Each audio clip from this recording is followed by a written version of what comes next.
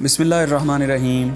السلام علیکم ناظرین، ہم حقائق پر تاریخ کا جھروکا نامی اپنے نئے سلسلے میں تاریخی واقعات پیش کیا کریں گے۔ اس سلسلے کا پہلا واقعہ پیش خدمت ہے۔ ناظرین، 1948 میں اسرائیل کے قیام کے وقت قریباً 10 لاکھ یہودی مشرق وسطیٰ، افریقہ اور عرب ممالک میں مختلف مقامات پر موجود تھے، جن کو کافی مشکلات کا سامنا تھا۔ اس سے قبل 1947 میں جب اقوام متحدہ نے فلسطین کو یہودی اور عرب ٹکڑوں میں تقسیم کرنے کا فیصلہ کیا تو دیگر مقامات پر موجود یہودی غیر محفوظ ہو گئے۔ چند ماہ بعد صورتحال اس وقت مزید بگڑ گئی جب یمن میں 2 مسلمان لڑکیوں کو قتل کیا گیا اور الزام یہودیوں پر لگا۔ پھر فسادات شروع ہو گئے اور یہودیوں پر حملے ہونے لگے، جس پر امریکہ اور اسرائیلی حکومت نے یہودیوں کو اسرائیل منتقل کرنے کا منصوبہ بنایا۔ دنیا بھر میں بکھرے یہودیوں کو کیسے اکٹھا کر کے اسرائیل میں بسایا گیا، کس مسلمان ملک کے بادشاہ نے یہودیوں کی مدد کی اور وہ کون سا آپریشن ہے جو اب بھی اسرائیل خفیہ طور پر چلا رہا ہے، اس سب کی جانب بڑھنے سے قبل اس ویڈیو کو لائک اور شیئر کریں اور ہمارا چینل حقائق سبسکرائب کریں اور بیل آئیکن پر کلک کریں تاکہ ہماری ہر نئی ویڈیو آپ تک بآسانی پہنچ سکے۔ خواتین و حضرات، مشرق وسطیٰ، افریقہ اور عرب ممالک کے دور دراز علاقوں میں بکھرے 10 لاکھ یہودیوں کو اکٹھا کرنے کے لیے 1948 میں اسرائیل کی نوآموز حکومت نے ایک آپریشن لانچ کیا، جس کو آپریشن میجک کارپیٹ یعنی جادوئی قالین کا نام دیا گیا۔ اس آپریشن کے لیے مالی تعاون امریکی جیوش جوائنٹ ڈسٹریبیوشن کمیٹی نے فراہم کیا۔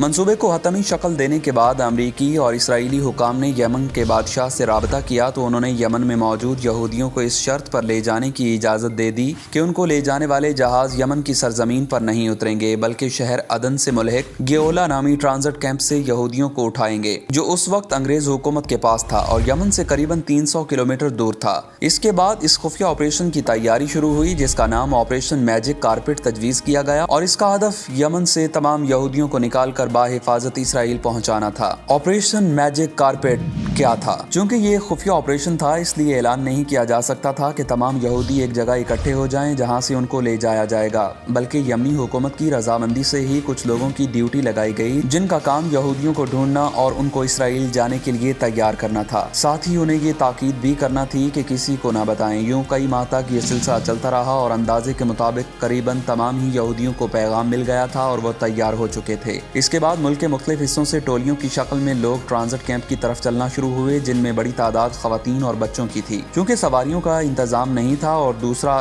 چھپ کر بھی جانا تھا، اس لیے وہاں پہنچنے والوں کو بے شمار مشکلات کا سامنا کرنا پڑا۔ مصائب اور کئی روز کے سفر کے بعد یہودی قافلے عدن میں ٹرانزٹ کیمپ کے پاس پہنچے تو امریکہ اور اسرائیلی حکومت نے پہلے سے رہائش، صحت کی سہولیات، خوراک وغیرہ کا انتظام کر رکھا تھا۔ رضاکاروں کی ڈیوٹیاں لگائی گئی تھیں، چونکہ ان میں اکثریت انتہائی غریبوں کی تھی، اس لیے بیت الخلا اور دوسری سہولتیں ان کے لیے حیران کن تھیں۔ 1949 کے جون کے آغاز میں جب پہلا جہاز عدن میں اترا تو غریب لوگ اسے دیکھ کر ڈر گئے اور سوار ہونے سے انکار کر دیا۔ رضاکاروں نے انہیں سمجھا بجھا کر سوار کروایا اور یوں پہلا جہاز قریباً 100 یہودیوں کو لے کر اڑا اور اسرائیل کے دارالخلافہ تل ابیب پہنچا۔ لوگ اترے اور پھر واپس عدن پہنچا۔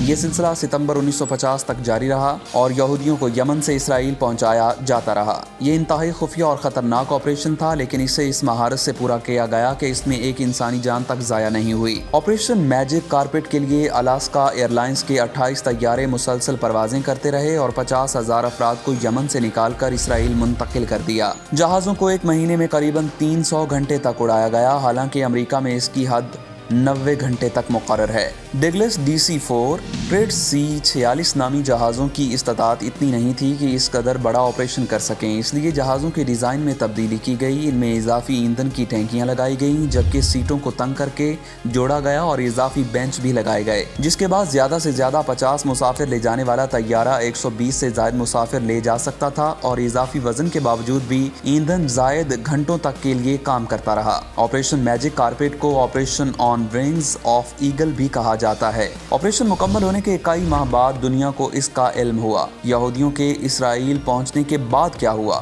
ناظرین، منزل پر پہنچ جانے کے بعد بھی مسائل نے یہودیوں کا پیچھا نہیں چھوڑا، کیونکہ اسرائیل کو آزاد ہوئے تھوڑا عرصہ ہوا تھا اور اسے بے تحاشا مسائل کا سامنا تھا، جن میں سب سے بڑا مسئلہ مالی وسائل کا تھا۔ ایسے میں بہت بڑی نئی آبادی کے ملک میں پہنچنے سے صورتحال مزید گمبھیر ہو گئی۔ سب سے پہلے آنے والوں کے لیے بڑے شہروں کے مضافات میں قائم کیے جانے والے ٹرانزٹ کیمپوں میں لے جایا گیا، جہاں وہ چند ماہ تک قیام پذیر رہے۔ ان کی خوراک کا انتظام حکومت نے کیا۔ صورتحال میں کچھ بہتری آنے پر انہیں زرعی علاقوں میں منتقل کر دیا किया गया, जहां कुछ ने खेती बाड़ी शुरू की, जबकि बाद में माशी सूरत-ए-हाल बेहतर हो गई। ऑपरेशन मैजिक कारपेट की कामयाबी के बाद इसराइली हुकूमत ने दुनिया के दीगर हिस्सों से भी यहूदियों को इसराइल लाने का मंसूबा बनाया और बाद अज़ां कई ऑपरेशंस भी हुए। इराक से 1,20,000 यहूदियों को एयरलिफ्ट किया गया। इसी तरह 1984 में सूडान के महाजर कैंपों में मौजूद 8,000 एथोपियन यहूदियों को इसराइल ले जाया गया। 1991 में इसराइली जहाज़ों ने सिर्फ 36 घंटों के अंदर 15,000 एथोपियन यहूदियों को इसराइल मुंतकिल किया। इस तरह चंद साल के अरसे में करीबन 10 लाख यहूदी इसराइल पहुंचे।